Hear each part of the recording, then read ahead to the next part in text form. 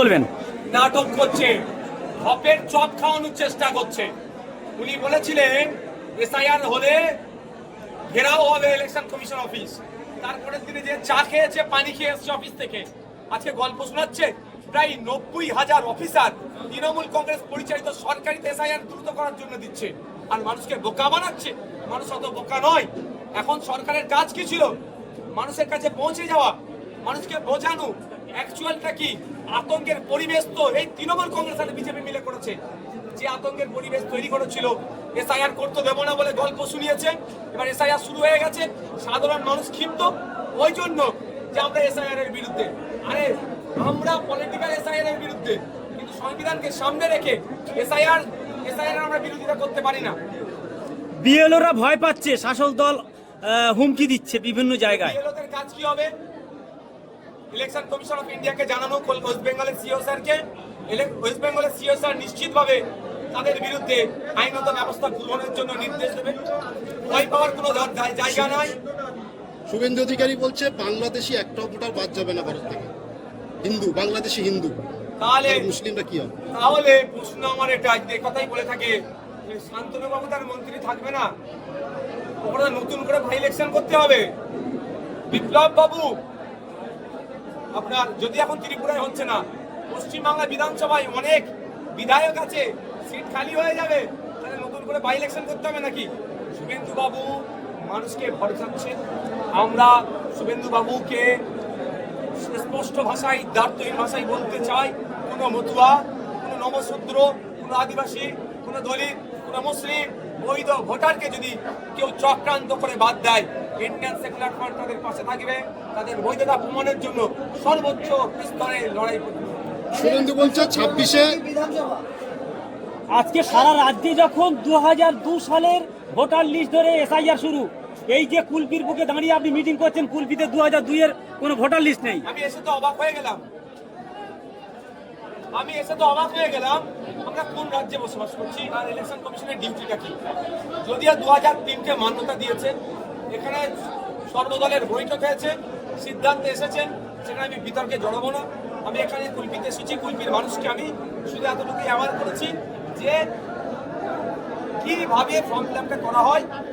বাঘ যদি ইসিআই হয়, আপনার এসআইআর যদি বাঘ হয়, বাঘকে আমাদের খাঁচাবন্দি করতে হবে কাগজের মাধ্যমে, সিস্টেমের মাধ্যমে। সেই সিস্টেমটা 26-এ যদি ভোট হয়, বিষয়টি নিয়ে গতকালই তৃণমূল কংগ্রেসের পক্ষ থেকে নির্বাচন কমিশনকে লিখিত জানানো হয়েছে 2003-এর ভোটার লিস্ট কেন দেওয়া হবে, যেখানে 293টা বিধানসভায় 2002-এর ভোটার লিস্টে মান্যতা পেয়েছে।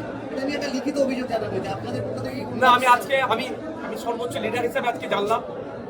আমি এটা জানছি, যদিও আমাদের বিধানসভার স্তরের যে লিডাররা আছে তারা এই বিষয়টাকে নিয়ে যদি এখন যে বিতর্ক তৈরি করে, তাহলে সময় যদি কিল হয়ে যায়, বিপদে আছি। আর তৃণমূল কংগ্রেসে এতদিন পরে ঘুম ভাঙলো। তৃণমূল কংগ্রেস সারা রাজ্যে এসআইআর করতে দেবে না বলছিল, তাহলে কেরলের মতো রেজুলেশন পাস করালো না কেন? সেটাও কিন্তু করেনি। তো এই বিষয়টা নিয়ে আমাদের নেতৃত্বের সাথে আমরা কথা বলি, যারা লিগাল এক্সপার্ট আছে কথা বলি। আমাদের কাজ একটাই, ইসিআই যে স্বচ্ছ ভোটার লিস্ট তৈরি করতে চাইছে, সেই ভোটার লিস্ট যাতে স্বচ্ছতা থাকে, কোনোভাবে অস্বচ্ছ না হয়, কোনো বৈধ ভোটার না বাদ পড়ে, তার জন্য আমরা এখন ব্যস্ত, তার জন্য আমরা চিন্তিত, তার জন্য আমরা কাজে লেগে আছি। গতকাল শুভেন্দু অধিকারী একের পর এক আতঙ্কে আত্মঘাতী হচ্ছে। দেখা গেছে আজকেও মুর্শিদাবাদের যে কান্দি পৌরসভা রয়েছে, সেখানে মোহাম্মদ শেখ নামের এক যুবক 20কে আত্মঘাতী হয়েছে। এই বিষয়ে গতকাল বা আজকেই হাওড়া জেলাতেও হয়েছে। আমি সাধারণ মানুষের উদ্দেশ্যে বলবো, অযথা অহেতু তৃণমূল কংগ্রেসের আর বিজেপির বাইনারি ট্যাপে আপনারা পড়বেন না। বিজেপি আর তৃণমূল মিলে মানুষকে আতঙ্কের সৃষ্টি করছে, পরে এটাকে বাইনারি পলিটিক্স করবে। 2026 সালে ভোটের বৈতরণী পার করবে। এনআরসি ছিল 2021-এর ভোট ধরা কল, 2026-এর ভোট ধরা কল হিসাবে ব্যবহার করতে চাইছে এসআইআর। আমি অনুরোধ করব, আপনার বাবার মা, দাদু, দাদি, এই 4 জনের কাগজ নতুন ভোটার লিস্ট কোথাও 2002-এর ভোটার লিস্টে যদি না থাকে, আপনারও অপশন আছে, আপনার ভোটাধিকার কেউ কেড়ে নিতে পারবে না। তার জন্য 3টে স্ল্যাব করেছে। একটা হচ্ছে বিফোর 1987, 1987 সালে যাদের আগে জন্ম, তাদের নিজের শুধু একটা 11টা প্রুফের মধ্যে কোনো একটি প্রুফ দিলে তারা ভোটাধিকার হিসাবে তাদেরকে বিবেচ্য করা হবে। আর দ্বিতীয় হচ্ছে 1987 সাল থেকে 2004-এর মধ্যে যাদের জন্ম, যে 11টি গাইডলাইন দিয়েছে মধ্যে যে কোনো একটি, তার মধ্যে অবশ্যই আপনার আধার কার্ডটাকে ইনক্লুড করেছে। সুপ্রিম চড় খাওয়ার পরে সুপ্রিম বিহার নিয়ে মামলা হয়েছিল, সুপ্রিম কোর্ট এটাকে করেছিল।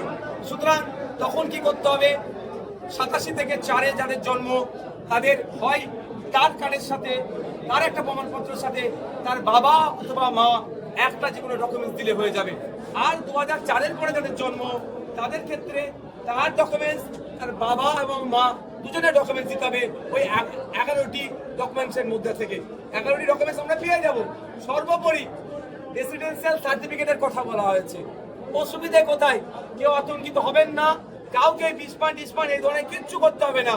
আমি একটা কথাই জোর গলায় বলছি মিডিয়ার মাধ্যমে, যে মনে যদি হয় বা কাউকে ইচ্ছাকৃতভাবে অনিচ্ছাকৃতভাবে বৈধ ভোটারকে যদি ডিভোটার করে লিস্টে যদি না নাম ইচ্ছাকৃতভাবে তুলে বা অনিচ্ছাকৃতভাবে তুলে, তাকে লিস্টে নাম তোলার জন্য সেই বৈধ ভোটারের জন্য ইন্ডিয়ান সেকুলার ফ্রন্ট তার পাশে থাকবে, তার হয়ে আইনে লড়াই করবে। সুতরাং কোনো দরকার নেই কাউকে তার শরীরের উপর আঘাত দেওয়া, কোনো অঘটন ঘটানো। Thank you.